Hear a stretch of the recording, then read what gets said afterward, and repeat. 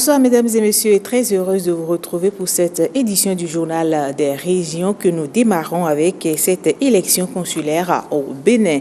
Alain Hinkati, administrateur provisoire de la CCIB, a rencontré en milieu de semaine les opérateurs économiques et autres acteurs commerciaux des régions de l'Ouémé et du Plateau. Cela dans la perspective de faire adopter aux usagers de la Chambre du commerce et d'industrie du Bénin des nouveaux textes proposés pour régler les problèmes de fonctionnement de la chambre consulaire, mais aussi des élections au niveau des instances dirigeantes de l'institution. On fait le point avec Guillaume Avienou et Brice Humbo.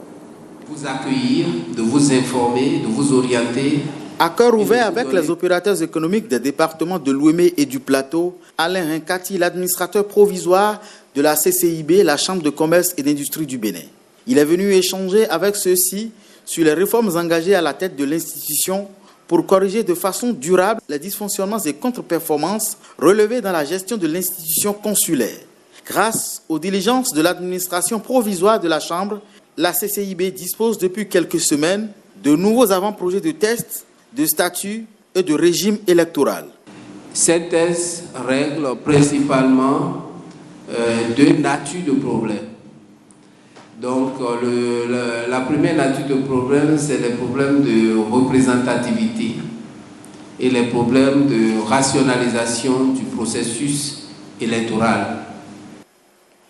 Un processus qui devrait conduire au renouvellement des instances dirigeantes de la Chambre, dont les mandats sont arrivés à terme depuis la fin de l'année écoulée.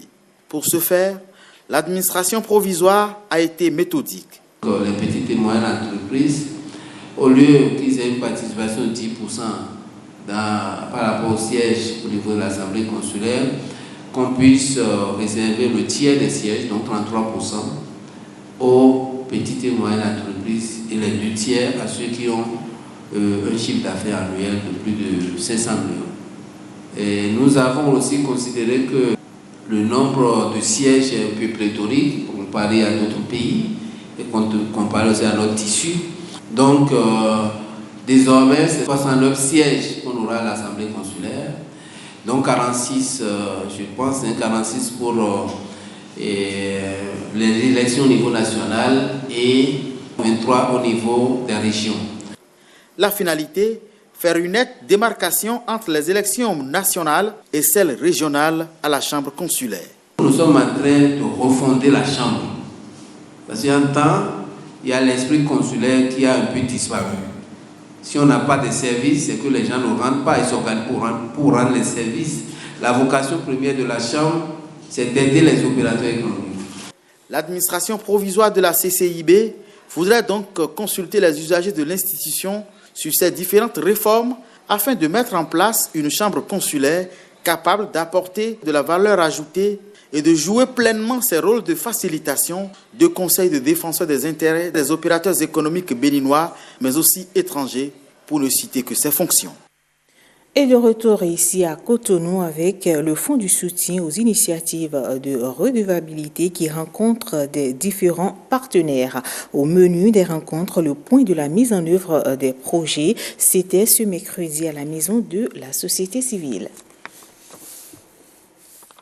Les 337 jurys ont donné sur le plan national un taux de réussite de 50,10%. En 2018, ce taux était de 33,43%. En 2017, de 41,16%. C'est le taux le plus élevé depuis 1973. Ce taux atteint montre les efforts d'assainissement au niveau des candidats et des établissements ainsi que les réformes entreprises par le gouvernement qui commencent à porter ses fruits. Concernant les résultats à proprement parler, il y a 131 mentions très bien cette année contre 41 mentions en 2018. Nous avons le premier qui a 18,136. Et les meilleurs, c'est-à-dire les lauréats d'aujourd'hui, ont entre cette moyenne de 18 et de 16 et proviennent pratiquement de tous les départements de notre pays. La première, c'est mademoiselle Ontombé Claudia Merveille Tala, série C, avec 18-13. La deuxième, toujours une fille, mademoiselle Agonveno Sentish Atali, de la série G2. Le troisième, c'est M. Medenou Dona Darly Richard, série D, 1777. Quatrième, encore une fille, Amadou Zewalina, série D, 1776. Cinquième, M. Karim Chérif Din Alao, Amiola, série C, 1768. La moyenne, la plus grande moyenne de cette année est supérieure à celle de l'année dernière. Nous sommes dans les 18, quelque chose %. Nous sommes sur la bonne voie parce que si les réformes n'avaient pas donné ces résultats plus performants que les anciens résultats, eh bien, on pourrait dire que nos réformes n'ont pas porté leur fruit. Et vous l'avez rectifié vous-même, vous avez plutôt suivi les résultats définitifs du baccalauréat 2019. Nous reviendrons sur le fond du soutien aux initiatives de redevabilité sur nos prochaines éditions. Ce journal également se poursuit à Kandy, là-bas des actions de l'initiative Green Scolaire pour un Alibori verdoyant. Les leaders des clubs scolaires d'éco-citoyenneté responsables de Banikwara et leurs points focaux se sont réunis sur la technique de plantation et de protection des arbres. Le projet Green Scolaire veut faire d'eux les membres d'une équipe de reboisement dans la région. À Kandy, les précisions de Benjamin Dedayon et de Sani Momouni Seydou. Planter et protéger un arbre n'est pas simple. Cela nécessite plus de technique et d'attention. Et c'est ce que l'équipe du projet Green Scolaire pour une éco-citoyenneté responsable va apprendre aux élèves. Nous allons détailler avec ces enfants, leur inculquer réellement les rudiments nécessaires qu'il faudra pour effectivement mettre en place, c'est-à-dire un verger, que ce soit quand même des exemples de manguiers au niveau de leurs écoles. À la fin, on aura à installer ici dans la commune de Kandy, c'est-à-dire 1 hectare d'anacadier. Ce rendez-vous est crucial. Il est le nœud même de la stratégie du projet. De sa bonne conduite va dépendre l'émergence d'éco-citoyens jeunes et conscients. À partir de samedi, nous aurons la deuxième session qui regroupera les communes de Malanville et Kari-Mama. Et à la fin du projet, nous voulons que vous soyez une unité technique qui conduira les actions de reboisement, de protection de l'environnement dans nos arrondissements. Ces élèves incarnent l'avenir des communautés de la région. Ils doivent le savoir et agir en conséquence. Nous allons écrire pour dire à monsieur le maire de Kandy, président de l'APIDA, à PDR, nous avons pris un engagement pour dire que les plans que nous allons mettre sous terre là, nous nous engageons à surveiller, à veiller sur ces plans-là, pour que ces plans-là puissent grandir comme nous-mêmes. Votre travail, donc, c'est de tout faire pour que demain, après, donc on dit demain, ce n'est pas vendredi, quand vous serez peut-être, il y a tous vieux, papa, grand-papa, vous ne serez peut-être plus de ce monde, que vos enfants viennent trouver un Alibori verdoyant. Pour les responsables du projet Green Scolaire pour une éco-citoyenneté responsable, mettre en terre un arbre et l'entretenir doit rentrer dans les habitudes. C'est un rempart contre le réchauffement climatique. Autre actualité dans ce journal, les acteurs de fake news n'ont plus droit de citer au Bénin. Une plateforme vient d'être conçue pour détecter d'éventuels divulgueurs de fausses informations sur les réseaux sociaux. Les professionnels des médias déjà outillés par le fonctionnement de cette plateforme se sont retrouvés à la Maison des médias pour s'accorder sur la mise en œuvre de ce nouvel outil de lutte contre les fake news. Suivons ici les explications de quelques experts. Ils sont au micro de Estelle Doponou et de Samson Thiomon. Il faut déjà commencer par dire qu'il y a 3 mois en arrière, nous avons bénéficié d'une formation financée par l'ambassade des États-Unis sur la détection des fake news.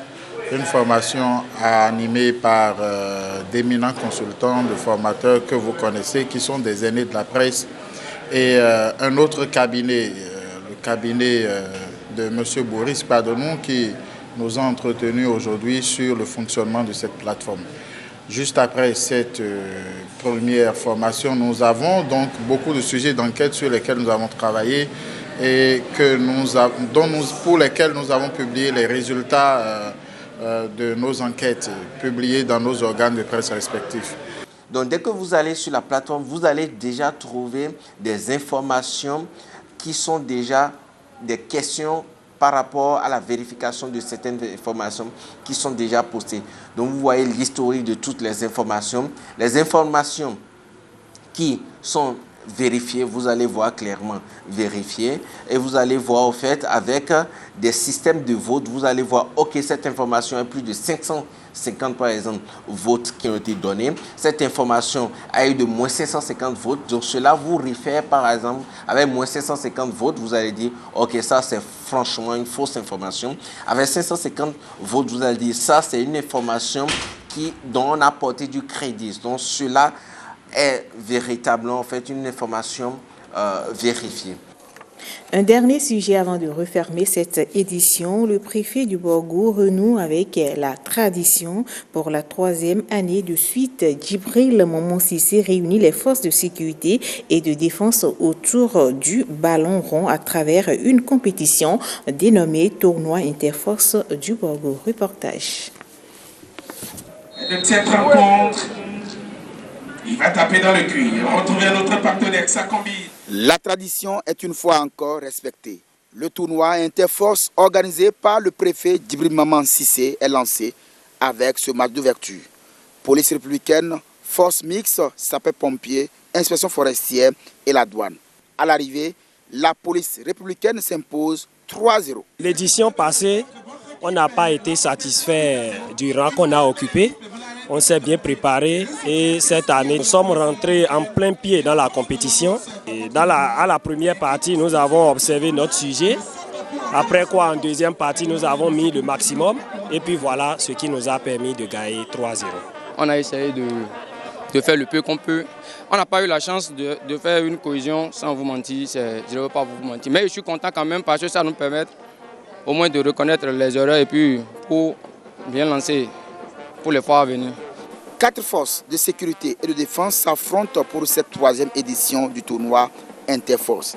Il s'agit de la police républicaine, du 2e bataillon interarmes du camp Séropéra, du camp de Bemereke et de l'équipe mixte des sapeurs-pompiers, inspection forestière et de la douane. Depuis 2017, M. Djibril Momon Cissé, préfet du département de Borgou, organise chaque année un tournoi Interforce en vue de renforcer la cohésion au sein des unités, des forces militaires et paramilitaires et de promouvoir les joueurs des différentes unités.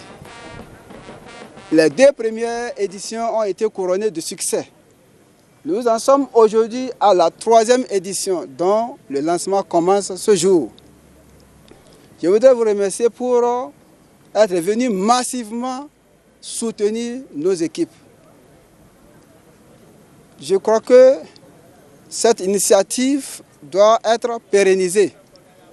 La grande finale de ce tournoi Interforce est prévue pour le 1er août prochain au stade municipal de Parakou, avec en présence le grand parrain de ce tournoi, Djibril Momon Cissé.